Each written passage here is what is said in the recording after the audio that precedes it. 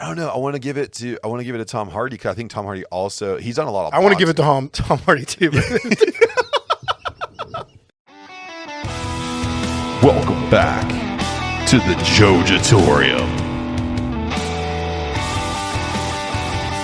Well, I think remember too whenever we found the German Shizer porn. Let's not lie to each other. You're in twerk classes over there. That's yeah. That's all it is. The fitness class. Working on them TikTok videos you like so much. Dead face.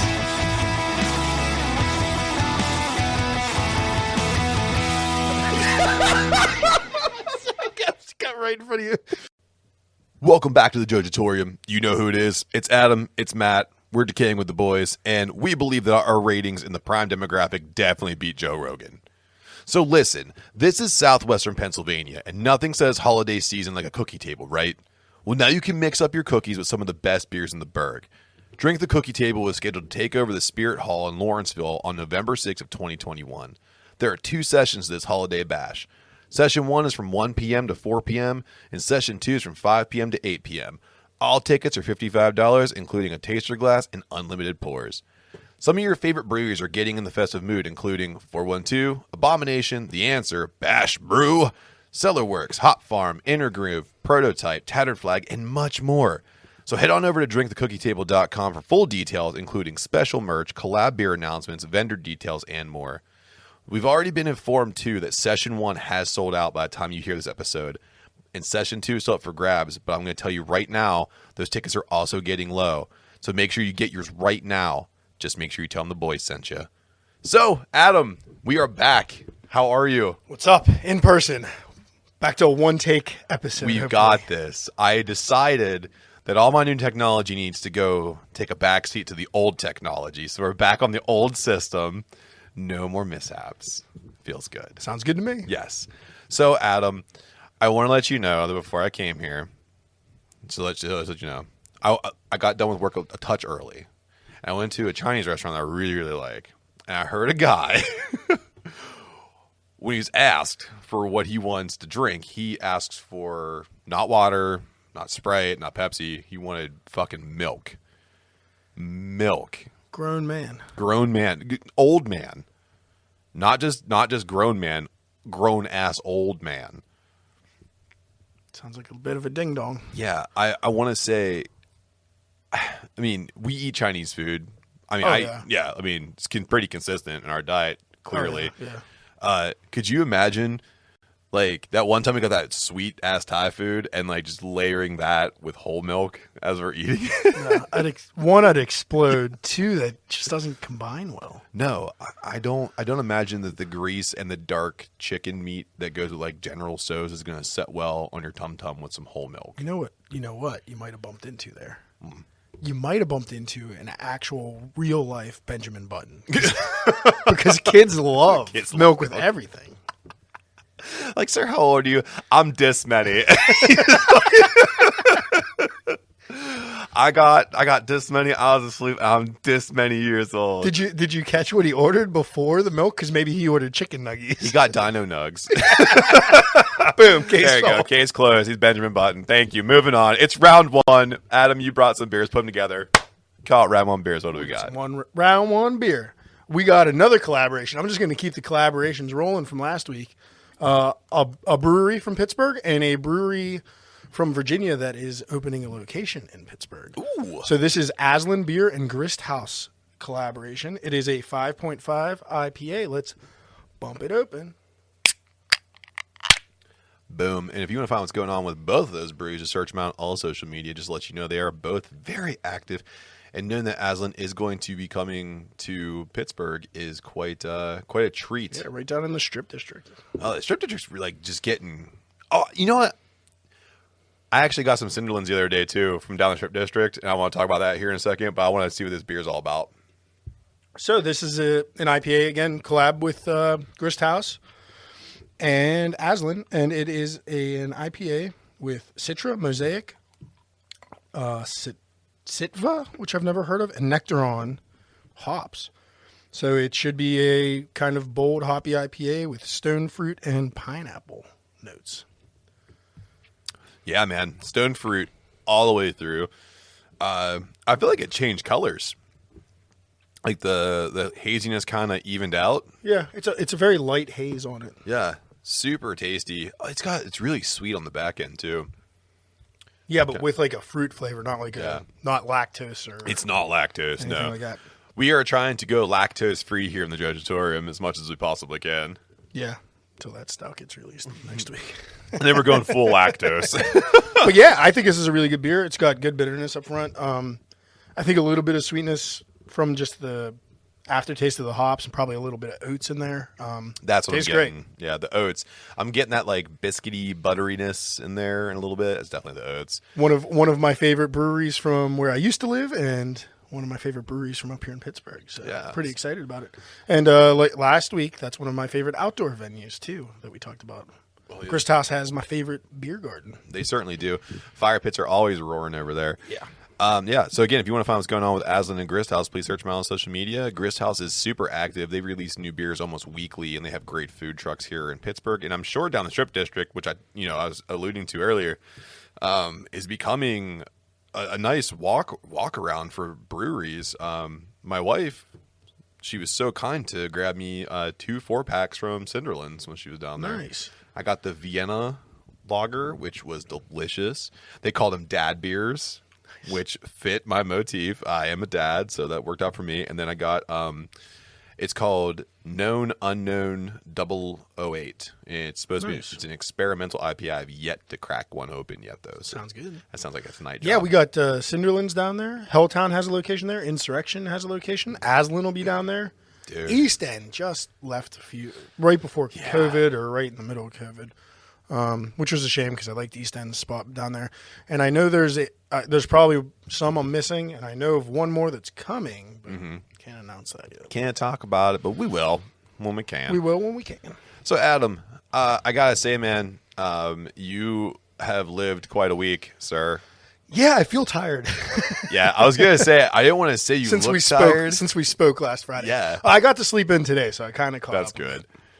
So, I was with you for the Big Pour. Correct. Which was amazing. Yeah. What did you think? That was your first Big Pour, My first time, yeah. Dude, I didn't know, like you would think with, the semi-pandy, I guess you can call it, going on still, that it was going to be kind of limited. I felt like that place was packed well, but not shoulder to shoulder, but it had good crowds. Yeah, I really enjoyed it, and I know they said it was like an abbreviated or an abridged version of Big Pour, but I don't think there were many less vendors. Like the room we were in used to go all the way to that back wall, but instead of expanding it that way, they kind of pushed the whole thing forward and wider towards those open doors. So it was more of an open air festival.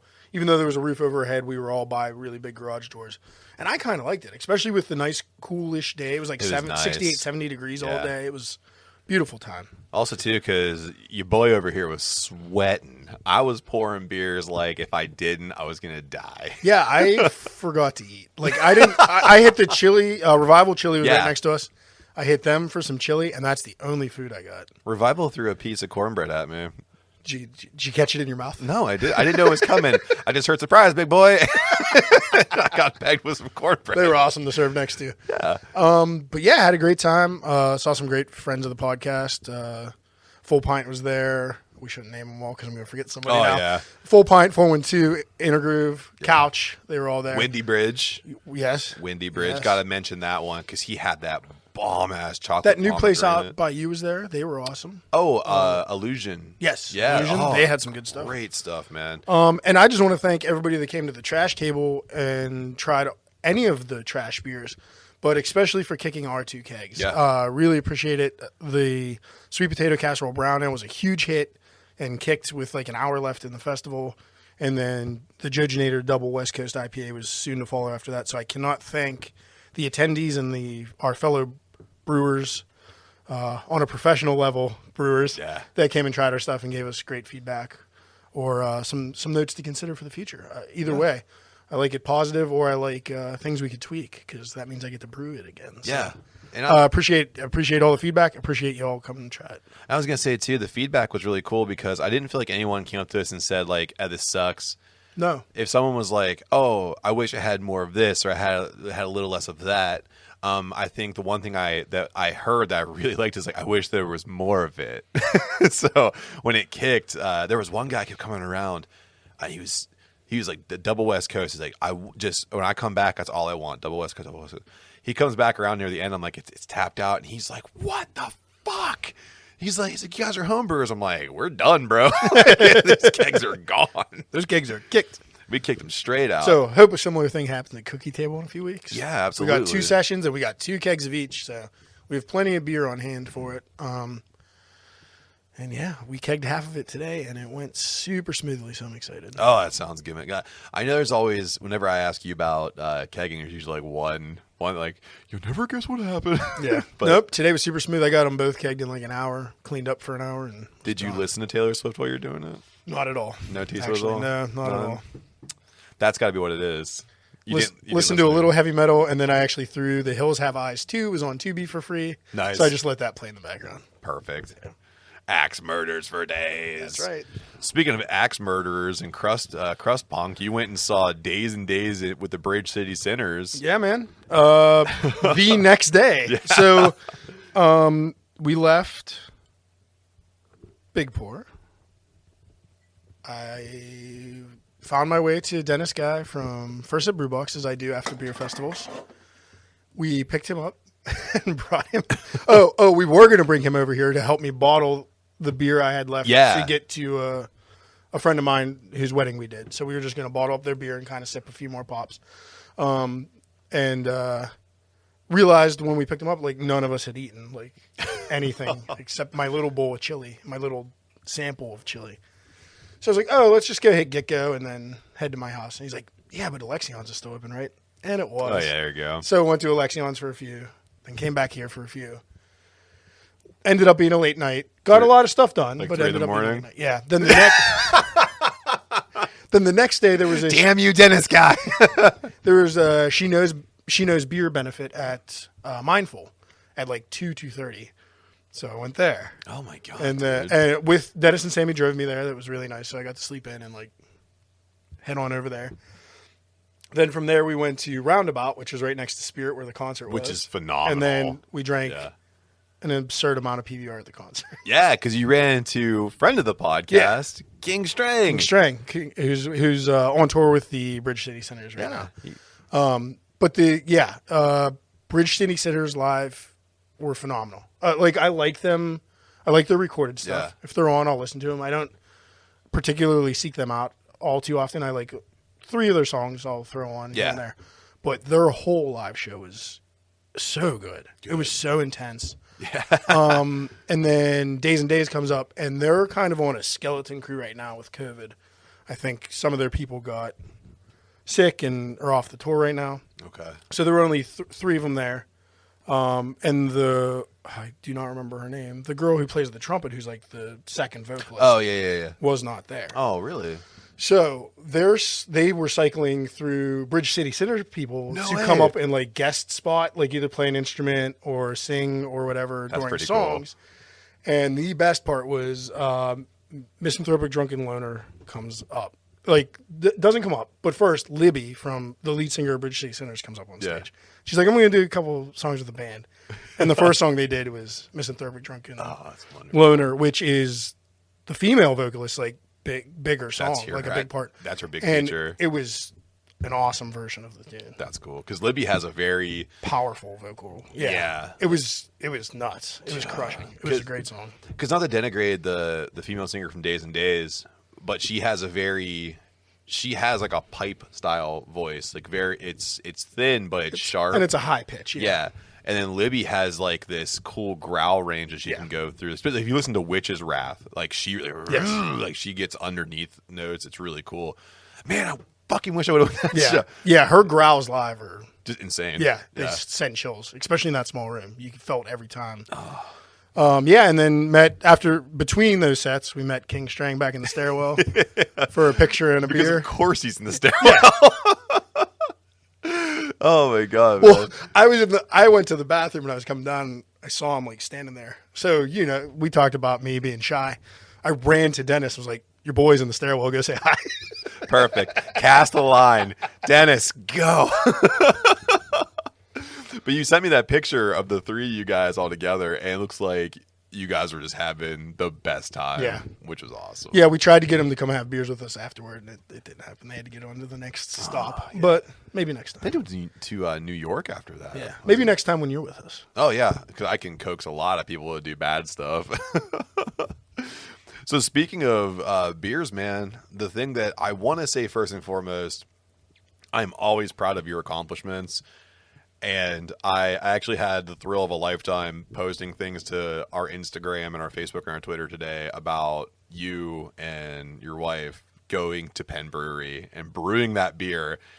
I'm like a proud older brother. I don't know. Yeah, I didn't know they were going to drop that today. I'm getting messages from everybody. Yeah, man. Because I posted some stuff on Tuesday when we did it, but who the hell am I compared to Penn Brewery? Dude. I mean, they posted us today, and yeah, I didn't expect that. But Yeah, man. huge. The outpouring of I'm on the side. It's your show, and I help as much as I can. I was getting messages about you. Yeah. The people who are like, I didn't know that Adam was brewing with Penn. I was like, then you don't hear me talk, because every time I'm in my office or in the car, dude, I'm like, my buddy won the North Hills Brew Fest, and he's brewing with Penn, and they all go, oh, okay.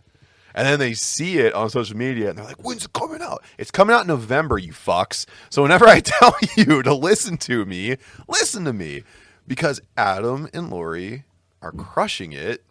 And now that beer is going to be on, I lovingly call it a big boy system. Yep. And it's going to be on draft. Even though it's on their little boy system, but it's on Yes. any other, most microbreweries system, yeah. Yeah.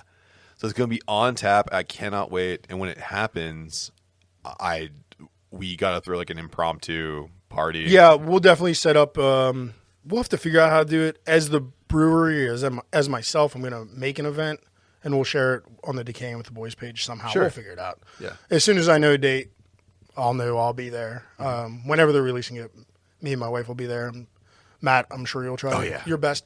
And even if not that night, maybe Decaying with the Boys can go some other night that week. I'm not opposed to going down multiple nights, 2 or 3 nights the week it comes out, and seeing some of our listeners. Yeah. So tell me all about it, man. How was it? So not to complain about lack of sleep to somebody with 2 small children, but so it was Sunday night was the concert. We didn't get home till 3:30 in the morning, and I worked on Monday. So I got 3 hours of sleep Sunday into Monday, worked all day Monday. Then we had to be at Penn at 6 a.m.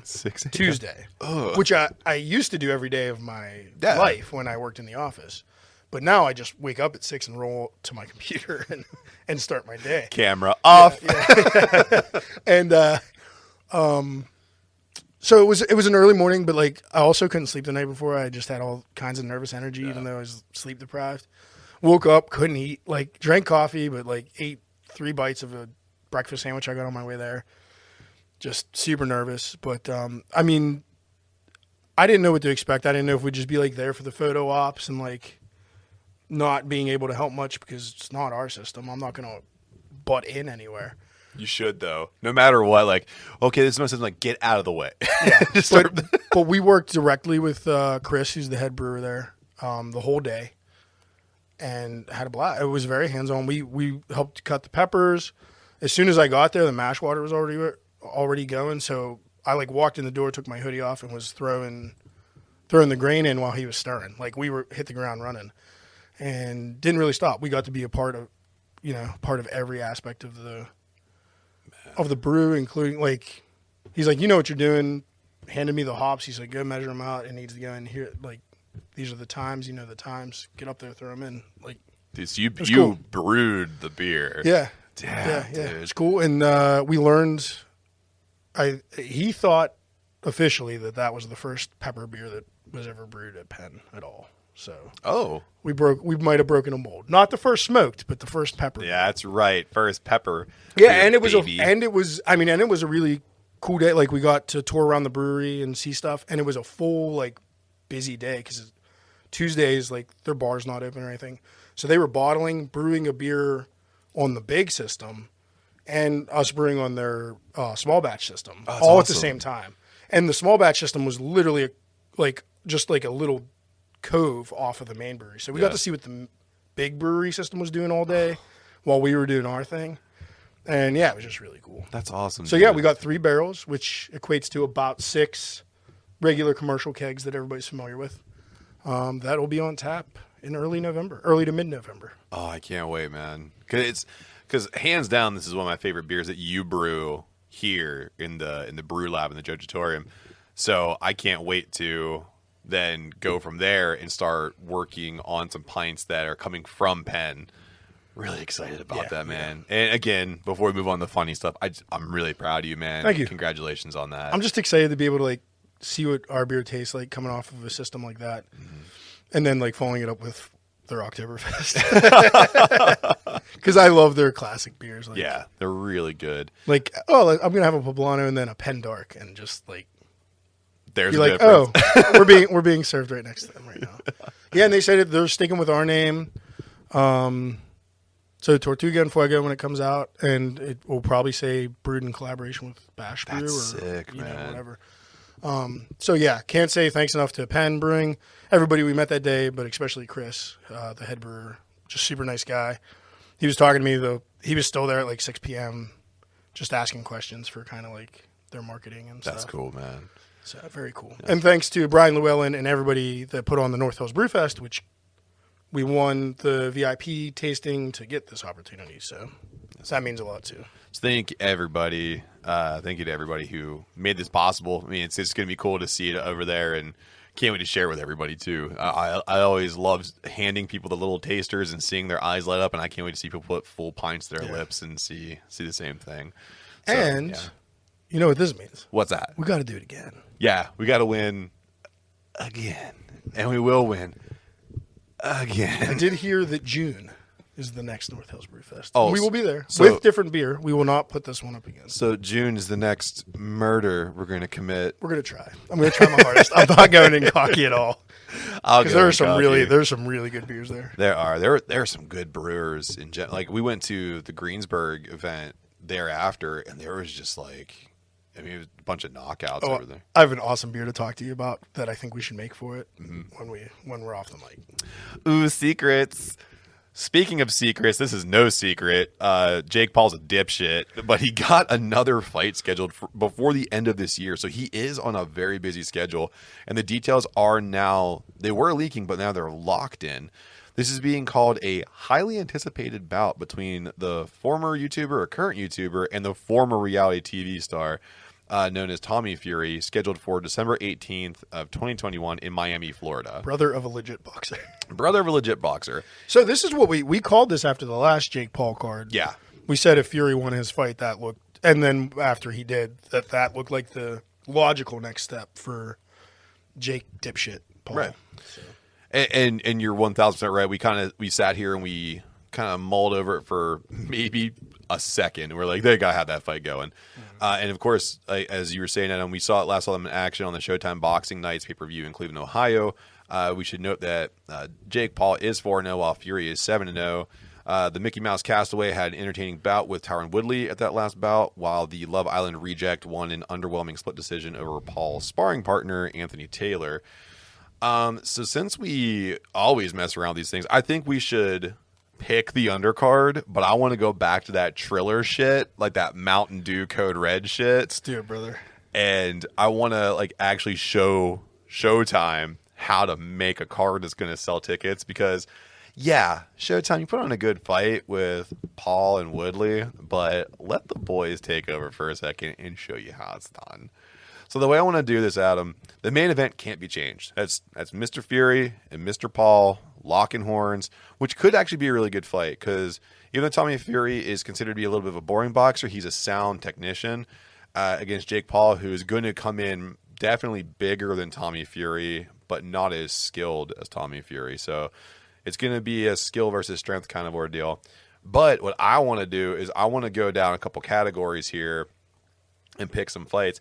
So I'm thinking, like, let's do buff guys, like meat mountains.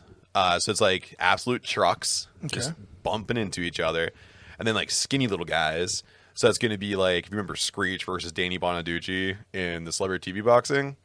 Then I want to do Karens. squaring off, which I don't think I gotta like give an example on that one. Kind of speak for itself. Got it. And then just the last one, I want just like absolute lard asses, like super thick boys showdown. So like Brent Krishna versus Ralphie May, rest in peace. That's a good example. I mean, it's not going to happen because Bert's almost dead and Ralphie unfortunately is dead. Yeah. But should have been Bert. And they still would have said his name wrong at the wake. Should have been Brett. So, Adam, let's go ahead and start off with the buff guys. Sure. So the meat mountains. So I kind of used a time machine for this one. This is the only one I'm using a time machine for because I don't know like many really buff guys right now that I would find like super entertaining to go at it. So I'm pulling some guys with some fight experience. Okay. Too. So I'm pulling in his prime Dave Bautista to go against in his prime, raged out of his mind, Ken Shamrock. Oh shit!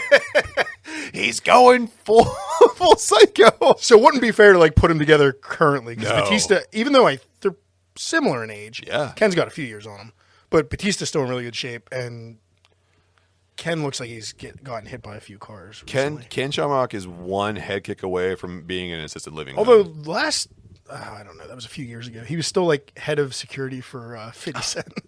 How's it even possible? That's the dumbest move ever. I'm gonna get this geriatric. Go get Steven Seagal. You really want to roll the dice? Well, I mean, Shamrock's in better shape than He can only fight sitting down. Yeah. So, who do you think wins that match? In their prime. In their prime, I think Ken Shamrock. Well, neither man were really good strikers. This is boxing. I still think Shamrock, because Shamrock was just so He's a psycho. out of his mind. Yeah. Was he? The rumor was he was on steroids back then. No. Yeah, I think back then he was allegedly at the New York Post said he's allegedly on steroids. No way. And then you had Dave Bautista, who I think was doing male modeling. He was. I know he might have been doing that, but he was definitely a bouncer in DC before he hit wrestling too. I'd probably give it to Shamrock as well. Then he's probably more well sound. Yeah. I mean, both men have done the roids, though. I believe. Oh yeah, yeah. So I'm going to go with two guys I actually really like here. I'm going to go with Terry Crews.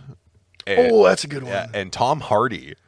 That's a good one. Yeah, so I'm thinking. I give a huge advantage to one of them. Yeah, it's going to be Tom Hardy. No, he was fucking Bane.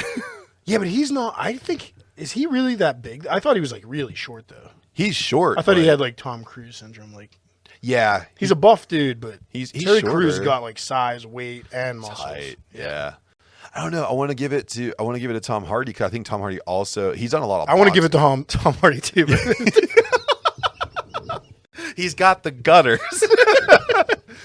I think Tom Hardy actually has like a fighting background. Like he did a bunch of boxing. Movies, that wouldn't surprise me. And then he did like a bunch of training for him. Oh yeah, too. he did that MMA movie too. Yeah, that which was really like, awesome. Good. Yeah. That was I was kind of thinking like Hardy's muscles were for show, where Cruz's are for go. Well, I think they're both for go. I mean, I think they're both like. I think they're both like scary dudes if they're gonna really engage with you. But I just think if in terms of like if one of them had more skill, I think Terry Crews is probably stronger than Tom Hardy, but I think Hardy has the fighting background. Do you think Terry Crews uses the entrance music we want him to? If I could walk, I could fall into the sky. He totally would have to. But oh Jesus, dude, that's a really good one. I actually like yours better than mine. That was the toughest one for me to pick. That was the toughest one for me to pick too because I actually wanted to make it a fight I wanted to see. The other ones is no holds barred. So let's go on to skinny little guys. Okay, so we're moving off of me fantasy booking stuff and wanting me to see people get hurt for the rest of this card. Me too. So I picked two skinny little guys that I can't fucking stand. Cool. So we have Jared Leto going against Johnny Depp. Son of a bitch. Is that the same thing you have? No. Oh, okay. But tell me why you picked those two. Just because I dislike both of them greatly, and they're very, very scrawny men. Yeah. Yeah. I mean, Johnny Depp got beat up by his ex quite. Yeah, Amber Heard. Literally. Allegedly. I think, no, probably that's found, isn't it? Yeah. Oh, wow, man. I think there's been some evidence now. She accused him, but it looks like it was the other way around. She was smacking him around. Yeah. Man, that's a really good one. Especially because and the same reason why I picked Jared Leto as well. Yeah, I did, but I picked somebody because here's my reasoning behind my second pick. I picked Keanu Reeves. I don't think he's that skinny of a dude. I mean, he is kind of a skinny In comparison to other people, he's a sleek guy. Yeah. Especially when he was in The Matrix. So you just want to see Leto die? I want to see Leto get his fucking ass whooped. Because Keanu Reeves, at this point, I think he's like a black belt in like jiu-jitsu and Muay Thai. He has firearms training. So he like knows how to handle himself under stress and everything. And I'm just so sick and tired of Jared Leto being this pseudo cult looking dude. And I just want to see Keanu Reeves, the nicest man in Hollywood right now, beat the shit out of Jared Leto. Jared Leto is slowly turning into anorexic Bono, and I cannot stand it. Right. That's the reason. So back in the day when I had an iPod, I refused to buy the newer one because it came with U2's new album on it. And I'm like, I'm not buying it. It's not happening. You can keep it. So that's another big reason, too, that I want to have Keanu Reeves beat the shit out of Jared Leto because it reminds me of Bono, and I hate U2. So go get him, John Wick. So then we move on from skinny little guys to the Karens. So who do you have for Karens? So I'm going into the world of wrestling for the two women I hate the most. And they're already kind of in a feud because they're on different brands.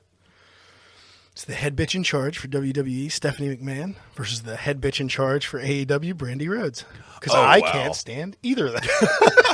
Watch out, Brandi Rhodes will flick you off. Ugh. I'm going to write myself into a match and completely ruin the momentum. Yep. It's going to be fun. I give it to Brandi Rhodes only for youth. Yeah, me too. Yeah. Although I think Steph probably got her in size. She's got her in size for sure. She's tall, and she's got. I think there were videos too of like Triple H and Stephanie McMahon like working out in the gym together. Like when they do those, like they do like Tae Bo and stuff. Yeah, whatever fucking Triple H is doing after that heart, I don't know what that's gonna be anymore. It's like I don't deadlift anymore. I really just do this thing called yoga. Yeah, he's gonna do DDP yoga now.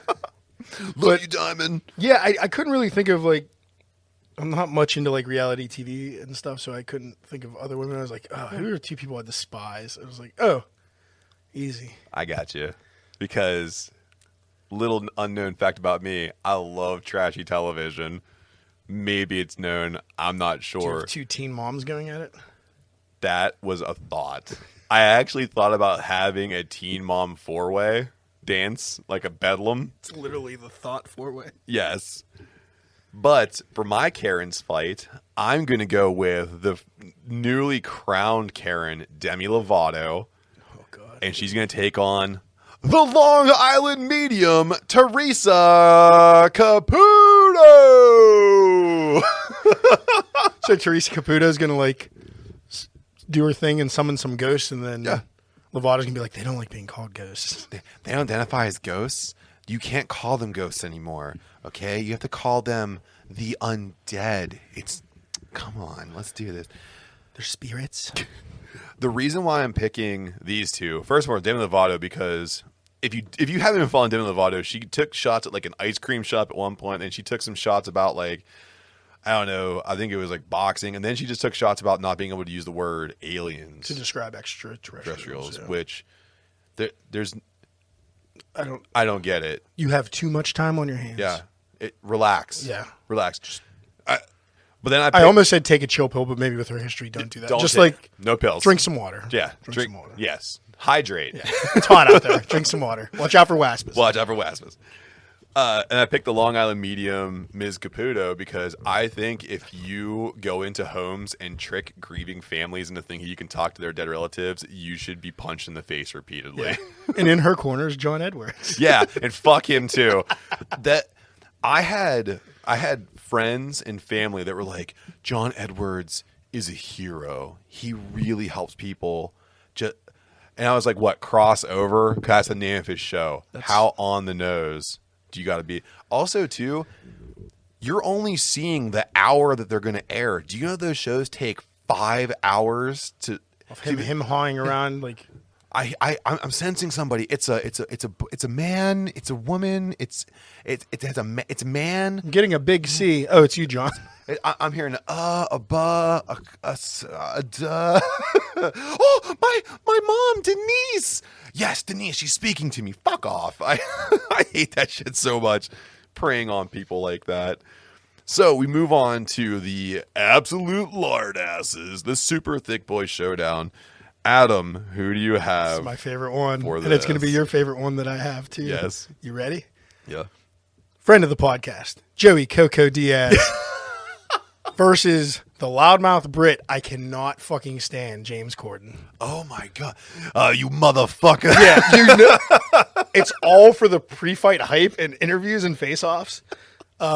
Because Joey will destroy him in every way. Joey could be like, I fucked a one-legged probation officer. And I couldn't stand that guy already. And then when he was in Cats, I was like, I'm infuriated. Well, Cats too. Remember when they had to like actually digitally put in the buttholes? Yeah. People were like, cats have buttholes. You're not showing their buttholes. That was a problem you had with the movie. Not that it was terrible or that James Corden was a star in it. I mean, if they're all literally gonna look like assholes, they should have assholes. Yeah.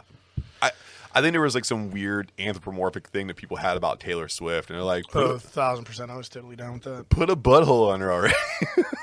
She's furry, but put a butthole on her. So for my fat fight, I'm going to take local, I guess, celebrity. Local lord ass. Local lard ass. Mark Madden. Oh, God. He's going to die walking to the ring, dude. Not before the next guy, Tom Likas. I'm going to beat that bitch. Before you take your girl out, make sure you eat. That way she gets a salad and you don't got to buy anything. Blech. Oh, my God. That's a good one. I think you're going to see heart attacks in the ring. Yeah. No one's going to win. They're going to knock each other out. It's going to be a draw. Like that old school video where you see the two guys knock each other out in like the flyweight match in Europe. Same thing. Like reach back and they pass out. No contesto. It's no contesto. It would probably, this kind of match probably would be down in Mexico City on like a AAA card or something, because there's no way anybody in America would ever give this fight a card. Like no insurance whatsoever.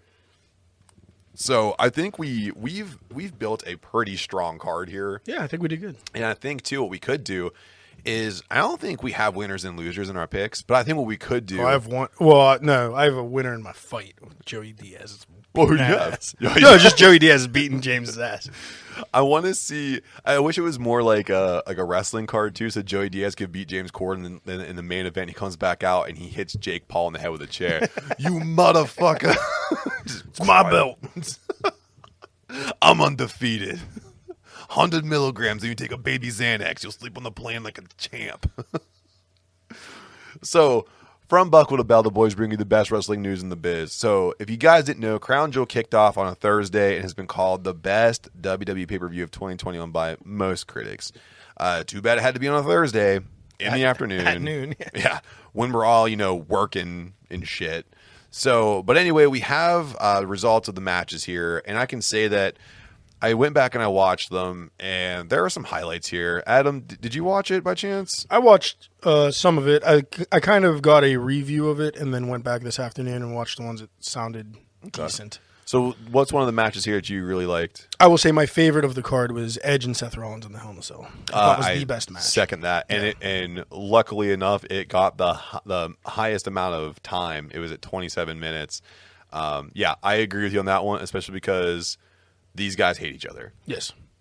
I mean, all in all, I thought the card rolled quite quickly and smoothly. Nothing bad, nothing great. Like, the Usos Hurt Business match was a little sloppy, a little botchy. A little bit. But other than that, like, whatever. Almost looked like shit in his time in the ring. Yeah, I was actually really upset by that because I think what I was hoping for here, because also, too, no titles changed hands. Right. All titles stayed with champions.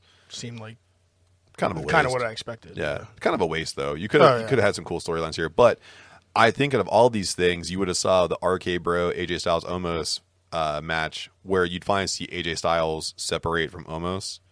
I was kind of hoping to see that, but it didn't happen. But maybe that's something they're working on down the line because eventually AJ Styles versus Omos will be a fun match to watch at some point. Just AJ bouncing everywhere. Yeah, AJ Styles is like 4'5", and Omos can touch the ceiling in Madison Square Garden. So it'll be interesting to see those two go after each other. I was gonna say I did like the I would say like the Xavier Woods and Finn Balor match. I did enjoy that one. I felt those two actually, for a match that I wasn't considering to be a headliner, really, it was a good match. It was for the King of the Ring, though. It was for the King of the Ring. But, yeah, I mean, somebody was going to come out losing. So it was just tough seeing Balor lose. Hopefully they got something planned for him. I think they do. But I think it was a decent enough match. Did you see the Goldberg match at all? Did Bobby Lashley get injured, perhaps? If he didn't, that's just a testament to Bobby Lashley's body. Because I'm just looking at the notes, seeing they went 11 minutes. I was like, oh, God. Yeah, he almost died a couple times. They played it smart. So, I mean, let's face it, Bobby Lashley's very athletic, but he doesn't have much of a gas tank because he's so muscular, and then Goldberg's like 1,000 years old. So both these guys have a fairly low threshold for cardio, but it was good though because it was a no holds barred match to the death according to Goldberg, and good enough too. Like there were spots in there where Lashley had some interference from the outside come in with some kendo sticks and whatnot, kind of like I don't know, like pinning Goldberg down with some shots from those things, like slowing the match down. Like I don't know if you ever been hit with a kendo stick before. No, it doesn't hurt. Okay. It's like a light slap. Like it touches you, and he was just like getting lit up by kendo sticks. He's like just catching his breath. But he went from there to like a spear spot, which was really cool. Bobby Lashley off like the main stage. Oh, cool. So that was cool. Some good spots in here, and I thought for these two guys fighting the way that they did, this match flowed fairly well. This should be the end of this. I do have an issue with Bobby Lashley taking a loss from Goldberg. Yeah, but it's Crown Jewel. I Bunch know. of people aren't going to see it. Just ignore it. Yeah. Put him in a different storyline with somebody. As I gotta see Bobby Lashley hover around that title. That's where he belongs, and I feel like getting a loss under Goldberg, it kind of hurts him a little bit. But can we talk real quick though about Zelina Vega defeating Dewdrop for a second? My girl's the queen. I love that. She's I the like that queen. part, but there's some upsetting news about this too, right? There's a whole lot of problems I have with the Queen's Crown tournament. Lots of it. At one point, there were 2 matches on Monday Night Raw, and they combined were shorter than Roman Reigns making a guest appearance on Raw as he made his entrance. His entrance music to ring before speaking his first words lasted longer than the first 2 matches of the Queen's Crown tournament. Yep. I have a problem with And this. then I saw an article earlier today, I think on Reddit, that the one woman that reports for Fightful put out there that the whole tournament, all the matches, so there were 4, 6, 7 matches. Yeah. The whole tournament ran less than 20 minutes. If you put all the matches added together. What a shame. That's how much time they gave their women's division that are not holding titles right now. Yeah. They were worth 20 minutes out of what, 2.5 weeks of television? Yeah. 2.5 weeks television. Whenever They run 5 hours of television a week. Yeah. And 5 hours television televised. And then they have an additional, I think, upwards of 4 hours online. Right. Like they're 205 and And this whole Superstars. Crown Jewel. Like this. Why? And granted, this match went almost 6 minutes, which is usually how long, between 6 and 10 minutes for like a mid-card match. Right. But this shouldn't have been a mid-card match. It should have No. been in the upper third of what you were doing here. The only thing you could defend it with is that they were in Saudi Arabia and it's a women's match, but then the 3-way women's match went almost 20 minutes. Right. So. Yeah. I got problems with how they're running their women's division. And I also have a problem with how the fans over in Saudi Arabia were receiving some people. Like you said, the 3-way match, Lynch, Belair, and Banks. Somehow Belair is the heel in all of this. She got booed. They fully backed Becky Lynch. They didn't cheer at all for Sasha Banks, and they booed Bianca Belair. Weird. None of that made sense to me. Maybe their storylines are like a year behind. That's possible. Or I think too, like Saudi Arabia really just started getting like the wrestling, pro wrestling around them very recently, so they might be still bordering on that casual thing because Becky Lynch is a draw. So yeah, she's just the most popular, persona in that match. Yeah. So maybe that was it. Yeah, maybe. And it's other spots here that I really enjoyed. Like I said, Xavier Woods being King of the Ring, I like that. Big E retaining his title belt, that was good. I think other than that, man, Lesnar gave some good facial expressions. He did. But that match was kind of poo-poo. I didn't like it. Yeah. I did like, what was really good about that match though was Paul Heyman the entire time. Yeah. He was like, oh no, my son's getting his ass kicked. Even at the end, whenever the Bloodline was walking out of the arena with all their gold, there's a still shot of Paul Heyman like holding his own head, like, oh my god, what have I done? Like, so now the rumor on the street was too that the Reigns Lesnar debacle was going to last until they get to the next big pay-per-view. What's next for them? Is it Survivor Series? I think so. So probably gonna, I think that's it for the year. Yeah. I know they just announced, I think last week, there's no December pay-per-view. Yeah, they got rid of that. And they're going to have one on New Year's Day instead. Yeah. They also got rid of a bunch of NXT takeovers too. Yeah. They squashed a bunch of them. So NXT, how's it feel to go back to being a developmental? Braun Breaker, 2Ks. Braun Breaker coming. When's Halloween Havoc? Is that just on Tuesday, or is that going to be like a Saturday Peacock thing? I think it's a Saturday Peacock thing. I don't think it's anything. We got to see if Braun Breaker takes the title. I think he will. I think he will too. Yeah. So you know what else? Do you know what doesn't televise on WWE Network, Adam? Our ads. And we're going to take a break for them right now. Not yet. Not yet, but they will one day. So we're going to throw in some people who support us. And if you support them, you support us. And when you support us, we can do some really cool things for you guys. And I can tell you that we have two guests lining up that we can't talk about right now. So much fun. And we only get to do it because you guys support us. So even I don't know who it is. I know. It's a surprise. And surprises are meant to be figured out on the other side.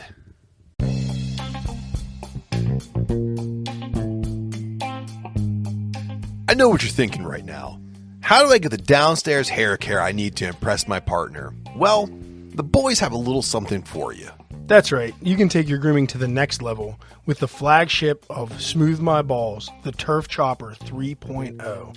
This pube-destroying trimmer uses stainless steel ceramic blade with micro-sized teeth to ensure you're covered by no-scrape technology. Yep. No cuts, no nicks, no bumps, no hair pulls, and no mishaps. And when those pubes go a-flying, you can call in the backups, the Pube Muncher 1.0 and Sack Mat to ensure cleanup is a breeze. All these devices can be used in wet or dry conditions, and they're compact for easy travel storage and have fast charging technology. Right now, our listeners can save 15% on their entire order by using our link, smoothmyballs.com/DWTB. That includes free shipping to the U.S. That's right.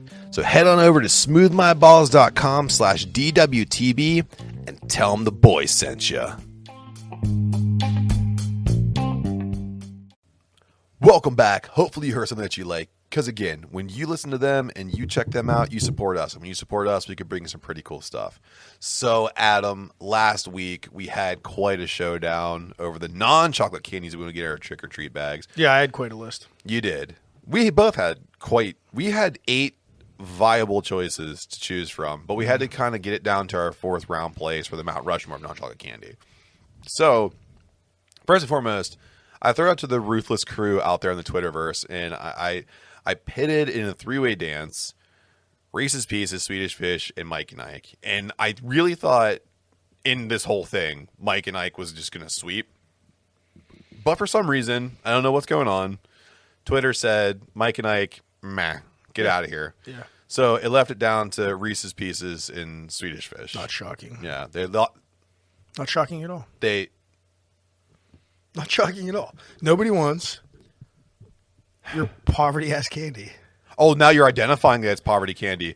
Oh, my name's Adam, and I eat Reese's Pieces one at a time with my pinky out. Ooh, I just... So I took these two combatants, and I threw them into the IG universe for a super kick to the face showdown. With Reese's Pieces absolutely bitch slapping Swedish Fish 71% to 29%. So I agree with that. when it boils down to it, the fourth round pick to the Mount Rushmore of non-chocolate candies is Reese's Pieces, according to everybody out there in the Twitterverse and IG. Sounds good to me. Justice has been served. Yeah. Great listeners. It's crazy, though, because eventually, if you haven't had a Mike and Ike in a while... No, I haven't. No. Yeah. I graduated college and got a job. I implore you. Go get one of those, mixed bag candies. It's got other great things in there, like Dum Dum Pops and Sweet Tarts. Probably Sprees. It has to have Sprees, because it's like those mixed bag candies are like the best candies that you... Yeah, that dollar store special. Yeah, because they want you to have so many of them. Such a value. Yeah, there's so many good candies in there for a good price, and they want you to have all of them. And there's Mike and Ike's and Dots in there for sure, but Mike and Ike's for sure are in there. Dots suck so bad. Dots suck worse than Mike and Ike's. So of that bag, that variety pack you just described, Mike and Ike's are the best out of those. Yes, Mike and Ike's are the best. Thank you. Out of that sack of... No, Mike and Ike's are the best. Thank you. That sack of sugary poor people shit. Yes, I'm being elitist on this episode. Out of all the picks we had, Mike and Ike's is the best. Thank you. So it didn't even make the Mount Rushmore, so... Okay, anyway. I'm surprised you put it above Pez. Anyway. Put it above Sprees, that's for sure. That's because you have a bad palate. So, it's round 2. You brought me some incredible beers. Yeah, how about you don't be so mean to me? I'm sorry, Wendy. So, it's round 2. You brought me a very special beer for us to split, so we're going to put them together. Call it round 2 beers. Adam, what did you bring us? Yeah, I think we got the most special beer we've ever had on the podcast. It is actually a limited edition, number 162 out of 207 bottles. And it's, I believe, the first bottle ever made by Lincoln Avenue Brewery here in Bellevue, PA. And it is called Barrel Shot. It's an espresso stout aged in rye whiskey barrels for 1 year. Coming in at 11%. So I think it might also be our highest ABV ever on the show. I think it is. But yeah, made a special trip out to Lincoln Avenue for lunch before Big Pour to grab this to try to kill you in round 2. Are you trying to liquor me up so I lose the next competition we're having? Yeah, you're definitely going to lose anyway. Because it's candy and I'm fat. Yeah. Well, have you looked across the counter? I really like sweets. Actually, I do today. First bottle crack. So we're going to try it. Not bad. Oh, there we go. Not bad, not bad. So if you want to find out what's going on with Lincoln Ave, all you have to do is search them out on all social media. They are very, very active. Also, too, they are based out of Bellevue, and they have a great tap room. If you want to know more about their brewers, I think you go back to Hop Nation a few episodes ago, and they actually interviewed her. They were there. Yeah, I think their first interview back from the Pandy was with Lincoln Avenue. Yeah. And Grant and his wife are phenomenal hosts. They're there most times I go there. And I can't say, as good as their beer is, I can't say enough good stuff about their food kitchen as well. Is just killer. And yeah, if you want your mouth to water on the food and the beer, listen to that Hop Nation episode because they covered it all. Oh, wow. It smells kind of boozy when you're first putting it into your nose, and then it's sweet. It's sweet with a purpose. See what I'm saying? It's got that nice... Oh, I see a lot of... That sweet's coming off like the rye to me. Yeah, man. I'm really liking that. And then you get the coffee on the back end. Uh-huh. That's nice. Oh, plenty of rye. Mm-hmm. Plenty of rye It's whiskey. exactly what I wanted. This round's going to get crazy. So, Adam, you can't have your sweet non-chocolate candy without the sweet, smooth, roasty chocolate treats breaking up all the artificial flavor behind those wonderful Sprees and Pez. Yeah. Despite the fact you try to wash your mouth out with Mike and Ike, you can't do it. Many hours were spent sitting in your living room with your friends after trick-or-treating, trying to trade back and forth. And we all know that, the trade value of Mike and Ike's is high. But we're not going to talk about those today because we're going to prep you to prep your kids so you can just get as high as an astronaut on Halloween night and make sure you have some good candy waiting for you because, Adam, I challenge you to the Mount Rushmore of chocolate candies. And if you were curious, the going rate for a whatchamacallit is 2 boxes of Dots and 1 double pack of Starburst. That seems fair. Isn't it, though? That seems fair. Yeah. So we did actually get some new listeners and some new followers and some new rates and some new subscribes. So if you're new to us, just know that this is a back and forth draft, like a snake draft. Adam and I have to do our due diligence before the episode to get more than just 4 picks apiece. We have to make sure we have some backups because if Adam takes my first round pick, I then have to find my next best pick to insert it there.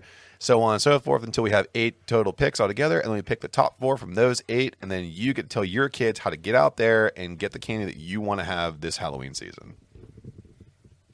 Boom. Okay. So, Adam, I went first on the non-chocolate candy, so you get to go first for chocolate candy. I'll allow it. So, since you viciously attacked me last week, saying my candies were all fancy and privileged. Everyone says they're I fancy believe you and said they're privileged. privileged. They're privileged. My round 1 pick should be no shock to you. It's Ferrero Rocher. That's a joke. That's a joke. Do you lube them up and put them up your ass one at a time? Yeah, sure would. Those things suck. No, by far and away, it's not even close. It's my favorite chocolate candy ever, all time. Nothing will ever overtake it. It's the Reese Cup. Yep. Yeah. This was one that I was kind of going back and forth on myself for my first round pick. I really enjoy that classic peanut butter chocolate combo, and I should have known too because your favorite non-chocolate candy, Reese's Pieces. Yeah, well, right after Sour Patch Kids, really. Yeah, I mean, the one I fought hardest for though last week was Reese's Pieces. It is, but I want to say too, like I think Sour Patch Kids are like a softer Mike and Ike, so a better Mike and Ike. I mean, they're both fruity. Yeah, okay. I mean, I'll try to give you that. Can you shut the hell up about Mike and Ike's? So I would say for Reese Cups, not like if I go into a convenience store, they're not always what I grab. There's a different bar that might come up on my list later. But especially like Halloween and Christmas and Easter when they do those special shapes. Oh, yeah. Like for Halloween, it's the pumpkin and milk chocolate. The white chocolate Or you can get ones. the white chocolate ghost. But there seems to be a greater peanut butter to chocolate ratio, and that's when they fucking light up, even more so than just the regular cups. Do you throw yours in the freezer at all? I have. They're Really phenomenal that way good. too, Yeah. Oh, also, too, not on my list, just honorable mention because we're talking about cups. Mallow cups, if you put them in the freezer. Hey, What? they're on my list. They're on your... Really? And you're going to put welfare candy on here like you just made fun Whoa, those are made in PA, sir. I know. Okay. All right, so... Easy. Sorry. Whoa. My bad. That's my first choice. And now for your point of personal poverty, what's your first chocolate? So since you took Reese Cup, and I can't take that, I have to have a workaround. Okay? And I do have a workaround. This is my favorite chocolate bar that I like to buy. And you can get them usually around the Halloween season. They always come in the fun size because the king size ones are very expensive. So it's not poverty candy, motherfucker. Okay? It's Reese's Fast Break. Ugh. The Fast Break bar. Yeah, those are all right. It's long Reese cups. Yeah, but it's like a chewy, like there's caramel in it, right? Is it just like, it's like a Reese's bar with caramel in it. Yeah, they're pretty good. It's really good, man. They're just not as good as Reese Cups, but they're not bad. Well, I told you to work around. That's fine. Don't you you work with contracts? Don't you know what a workaround is? I know what a workaround is. You sure? I just don't know. I don't know if that's worthy of a first pick. But I wanted to get it on there because I wanted to have something to put up against your Reese cup. cool. Anyway, I like Fast Breaks. I think that they are just like, if you're looking for a good peanut butter snack and someone takes your fucking Reese cups like you just did, then the Fast Break is usually there too. Yeah, I'd probably go with my round 2 pick. And what would that be? You ready? Sure. Again, not something I go to. I like this in the fun size. I like this when you get it for Halloween. And I like it in milk and white chocolate forms. I can't pick a favorite out of the two. My favorite. And in the last couple of years, they started glowing in the dark, actually. Damn it. Okay. It's the Kit Kat. The Kit Kat, yeah. That's a good one. Have you had the wasabi ones? No, I want to try them so bad. They're so good, man. Are they? Yeah. If you go to like experimental states that like test on fat white people, you can get them. Get 'em, yeah. Like there's like stores, like test stores. I know we're talking Halloween, but last Easter for Yeah. springtime, they came out with lemon white chocolate ones, and I ate a whole bag of them real quick.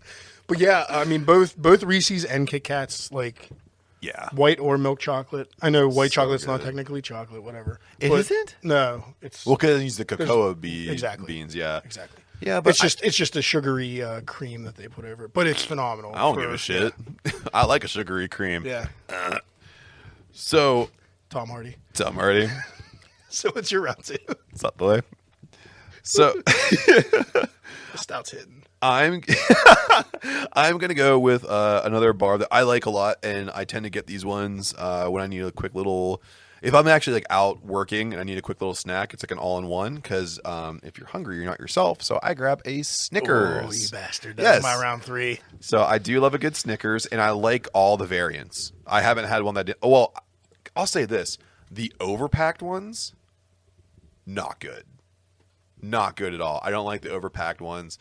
But other than that, like I had the brownie ones the other day, really good. I don't know if I've had those yet. Yeah, I like the almond one. really good. Yeah. So I'm gonna go with Snickers on that one because, hey man, you're not yourself when you're hungry. The almond one, and there's a peanut butter. They're like squares instead of the bar. Yeah, those are good too. Yeah, those are really good. But yeah, so in the first round, I said it's not what I grab every time I go to a convenience store. When I said Reese Cups, Snickers is what I grab Every time. every time. I just need, if my sugar's Yeah. just low, grab One some of of those, that, you're good to go. One of those and a Bang Energy, and I'm dude, back on it. back on the road. Get back on it. Yeah, that's like my road trip snack. Yeah, I would say too. And I also like if I'm going like I just went to North Carolina. I road trip that. My back to back because I was on vacation. I ate like an idiot. Was Snickers and flaming hot Cheetos. Nice. You were just punishing your stomach. I was, and I got there. I'm like, everyone, don't make eye contact with me. I was just sweating. So what do you got for round three, man? So round three, it's another one that I like in fun size. Not really, never grabbed it in full size. Like maybe when I was a kid, but haven't even had one out of Halloween season in like the last 2 decades. It's the 100 grand bar. I was hoping you'd pick that so I can make fun of you because that's the worst fucking piece of shit I've ever put I in my love mouth. it. I would say it's not. It's a very chewy candy, and I just like the caramel in it. And it's definitely kind of like a shitty caramel, but it's, I don't know. I get hooked on it. I feel like eating a 100-gram bar is like making out with your grandma. She has no teeth, and you're just trying to like get your tongue in there. I'm just trying to hurt my feelings. Yeah, it's terrible, man. This is the worst. This is the worst pick you've But it ever sounds had. so rich. That's why you picked I it. love that. I love that candy bar. This is the worst pick you've ever had on this show. If I had to go back listen to all the Mount Rushmores, this is your New Age Outlaws. I probably should have put my 4 instead of my 3. Now that I look at my list. Well, I already said it. Yeah, I had some better ones. I want to feel like the 100 grand is the candy that even like your old aunt tries to give the young kids to get rid of them. I think it's great at Halloween time. Yeah. You know what else is great at Halloween time? Not eating 100 grand bars. All right, what's your number 3 spree? Hey, man, you keep talking shit on sprees, but I'd rather Point of personal poverty. point of personal poverty. I would rather eat 20 bags of sprees than eat 100 grand bar. Okay. But we're missing out on a classic here. An absolute classic that everyone kind of just like forgets about because we're all looking for, you know, the Reese Cups or the 100 grand for some reason. And then like Fast Break and Snickers. Everyone forgets about the classic Hershey's chocolate bar. Hershey's chocolate, baby. Okay. It's missionary style. It is. It's exactly what you want. But it's a good palate It's everything breaker. you expected, nothing more. But it's exactly what you It's exactly what you wanted to get. But it's a very safe pick. Very safe pick, but I like it more with almonds. When the almonds are in it, that's my favorite. Mr. Goodbar can go fly off a cliff, though. Goodbye. Yeah. I don't need any of that shit. First off, you're using a pronoun. Second off, it sucks. So I'm going with the classic Hershey bar. Because the other thing, too, what else is delicious around Halloween time but s'mores? And if you have a nice campfire, True. And then you can use all your kids' candy to make awesome s'mores. Do you want a fat kid hack? Absolutely. That my niece taught me. So I'm guessing ipso facto, I guess my brother taught me. She's 4. Ipso facto, my brother probably taught her, and then she showed Oh, me. yeah. Instead of using a Hershey bar in a s'mores, you use a Reese cup. Oh, yeah. And then you get sent straight to heaven. It's like at that point, like, that, I know what I'm doing tonight. I'm going to make that. That sounds amazing. We were all around the campfire, and she's like, I was like, oh, you need some chocolate? And she's like, no, I got this. And she pulled it out. I was like, oh, my God, that's genius. Like, I even think about this. And then you're sitting there, like, thinking, how did I get outsmarted by a 4-year-old? Yeah. I'm 35. She completely played me. She got you. Could you make a s'more out of $100,000? No. I don't think you could. Dude, it's personal preference. Yeah, Point of personal preference. Point of personal property, man. Like I said, that's your poor candy. Okay, that's my poor candy. Okay, Yeah. Fine. Okay, I'll give you that. So what do you have around? Do you like a Heath bar better than a... I do. Yeah, I should have said Yeah, I do like a Heath bar, or I'd even go Rolo before I go $100,000. See, I think $100,000 is just a big Rolo with Rice Krispies. There's something about it, man. I like that it makes my jaw hurt. That's what to be honest. I that's kind of like, I don't know why it's I like work. That. Yeah, I like it. I don't like it. I feel like I'm burning calories while I'm adding calories, you know what I mean? Trying to go for that 0 bounce. So what do you have for round 4? Round 4 should have been my round 3, looking back at it. But a great candy bar. Because you get 2 in a pack. And it's Twix, baby. Yeah. I do like a good Twix. I'm a left Twix guy. I'm a fun size Twix guy, so you only get 1 in that pack. Have you had those white chocolate ones? I'm sure at some point. I just don't remember. And then they have the peanut butter They have ones. the peanut butter too, ones. which The peanut butter ones are good. phenomenal. Those ones, though, I like the original the best. They are really Nothing's good. ever beat the original for me. At one point, I think Ben and Jerry's tried to make a Twix bar ice cream. That'd be phenomenal. It was hard to eat because they didn't make the pieces. I don't know if it was Dairy Queen or another local ice cream shop. They try to like put them in a blizzard. It just doesn't work. Cold Stone tried to do that shit too, like chop it up and.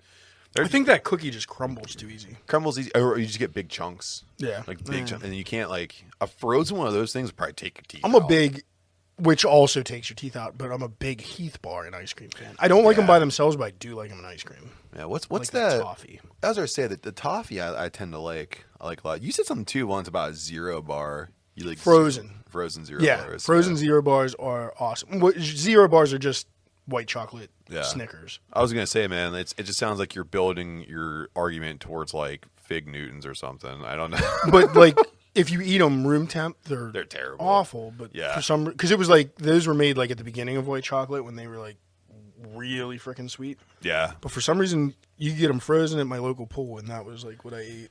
Well, I think freezing it kind of tunes it down a little bit. Because you're right, it's super sweet. I do like a 0 bar. Yeah. I heard some of that Baby Ruth was also like some. I don't really. Not a fan. Not a big fan. They were on it was on my list, but yeah. No, I really don't. Which goes back to last week. Totally oversaw it. Yeah. A good non-chocolate candy, a Payday bar. Yeah. It's kind of a good in a pinch, not super. It's very salty. I mean, as far as candy goes, not super unhealthy, but yeah, it is really salty. It feels like I'm going to a baseball game and someone's just punching me in the mouth with a bag of peanuts. This is for you. We wrap this baseball bat in peanuts and hit you in the mouth. Chew it, motherfucker. Chew it. So yeah, that's going to round out my list. I So had a couple others, but we'll hear your 4th pick. Maybe you're going to take. No, I think I have one here that you probably haven't thought about. I don't know if you even had this before, but it's from Canada, and I did have it once. I want to say it was Chunk or a chunky. Those are good, but no, it's the coffee crisp. So it's a coffee, almost like a non-alcoholic coffee liqueur kind of cream on a wafer, and it's just coated in chocolate. So okay, yeah, I've had something like similar that. to it, but it kind of reminds me of a Twix, but it has roasty coffee. Like I think it's like Tim Hortons or some shit like that. Okay. But it's really good, especially if you're a coffee fan, like we are. But it tastes like a good, like if you had a chocolate cream latte kind of. But thing. that kind of sound is that like veering onto a cookie and not a candy bar? No, because it's the same thing as a Twix bar, except it's not the straight caramel. Okay. It's the because I feel like I've had something like that in like a wafer disc form. I think we got them at Aldi last Christmas. I know what you're talking about. And they were dipped in chocolate and then had like a coffee drizzle. It's not that. Okay. No, this if you get them, it actually looks like a one big Twix. Okay. Yeah, I've never had that. Yeah, I really like them. I'm just throwing that in there because I just really like those. I don't know if you're going to get those in your bag, but if you ever get a chance to eat one of those, I highly recommend it. So, Adam, we have 7 great pieces of candy here that I'm excited to see how we can break it down to the top 4. I want to say that we're split. I don't think either of us has the better list. I think each of us has A weak one. And one that's kind of scrapping. We have 2 great picks on our list. You have any honorable mentions? Oh yeah, dude. Butterfinger. Yep, that was on my list. Yeah. The reason that didn't make it is because of how hard it always gets stuck in your teeth. Yes, Yeah. very much so. Milky Way. Had a No, Milky Way on I didn't there. even put it on my list because it's just bullshit. Snickers. Crunch bar, Nestle Crunch. Yeah, they're okay. Yeah. That's why they didn't make my list, Yeah. but like honorable mention. Whatchamacallit was actually on my list. Your Yeah. example in the opening. Yeah. I love those as a kid. I did too. There's another one too, and I don't know if it's. You remember Chico sticks? Don't remember those. Yeah, it was like street candy, but it was a skinny stick that had like cream filling down the middle of it, and it was like hard, crisp chocolate on the outside. Oh, so like a cowtail, but chocolate. And crisp. Like cowtails would kind of crunchy. like Yeah. This one would snap. They were really good.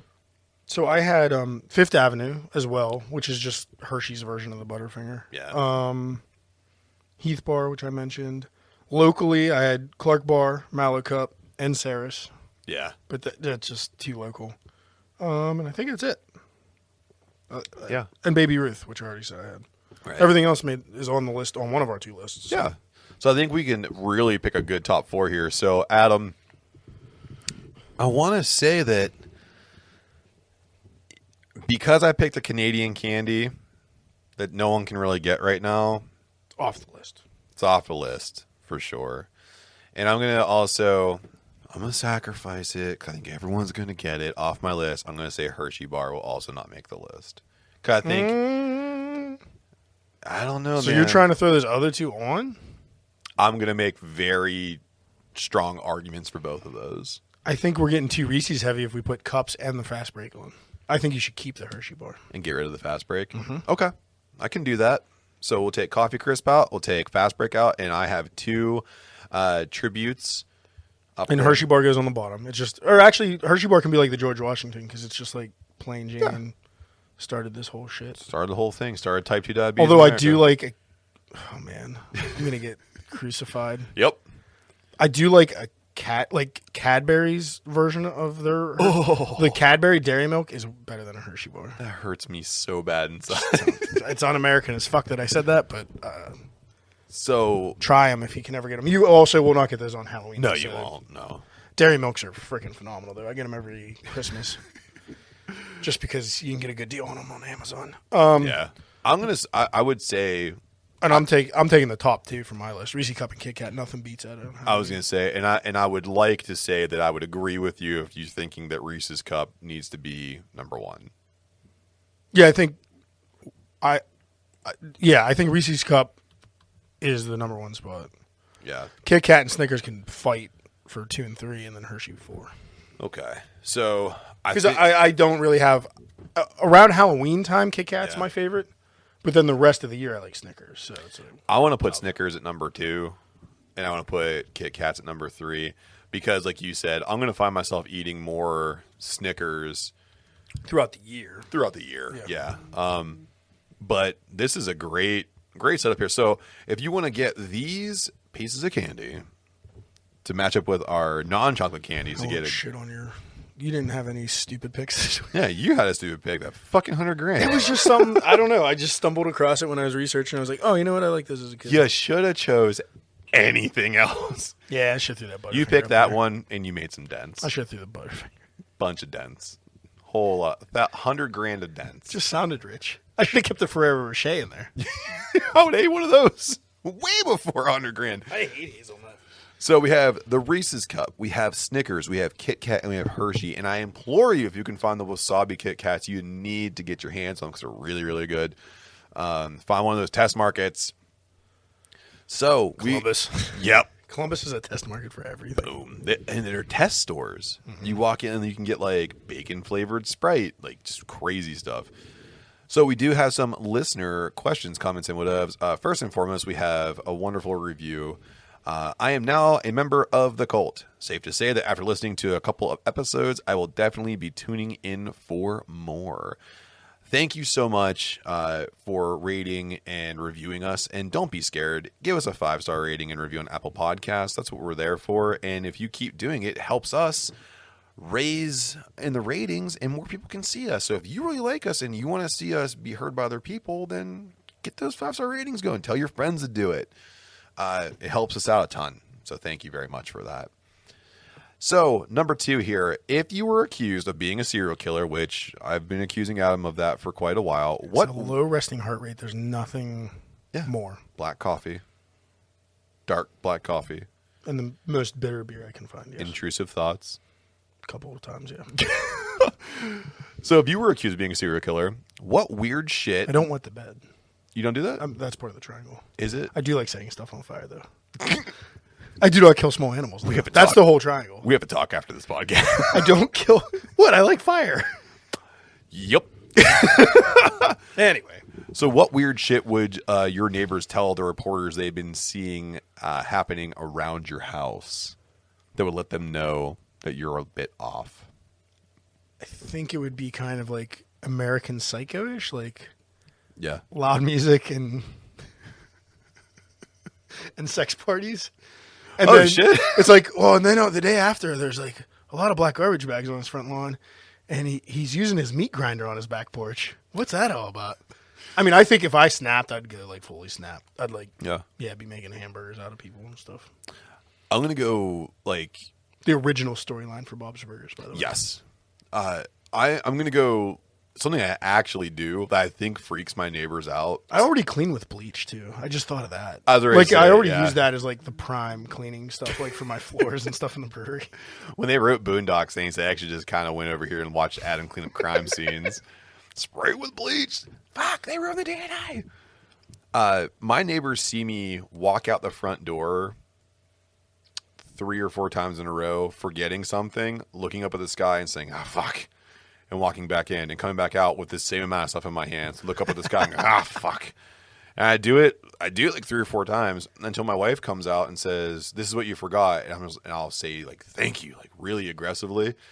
So that would be one thing for sure. And then also too, I will stare at my neighbors when I drive by because I want to see if they're doing. Do you at least wave or you just stare? I just stare. Do you give them like the one and tell them to flash their blues or nothing? Nope. Nothing. I just stare. There's something inside of me. I wear sunglasses too. So I do cuss at myself all the time. Oh yeah. Yeah. And I actually started doing I have a very similar problem to you in that respect. I started doing like brewery tasks I can do by myself because I just naturally say what the fuck or fuck this and like if my wife is helping me or if anybody else is helping me, they think I'm mad the whole time.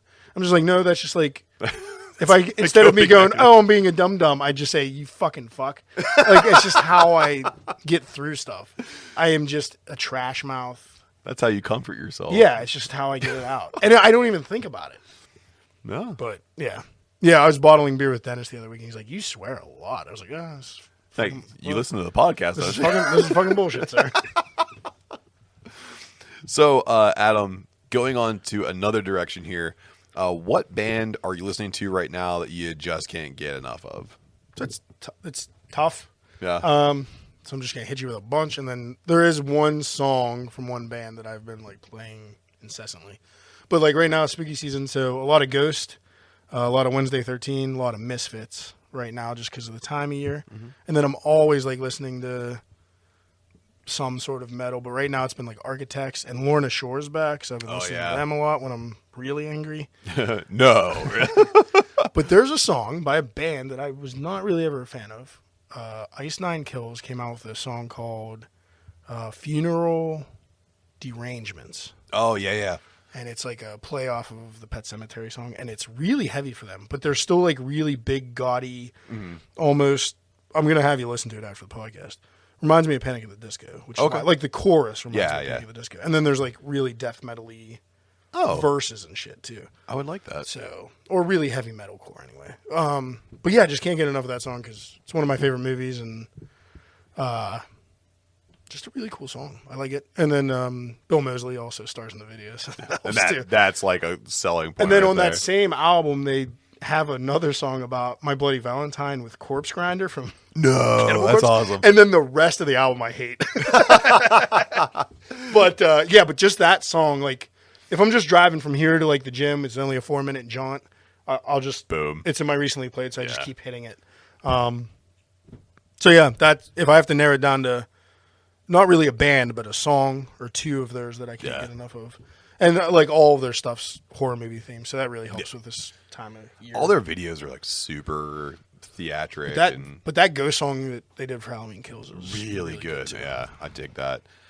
I would say for me, I actually went back to an album that I liked a lot back in like 2001, 2002.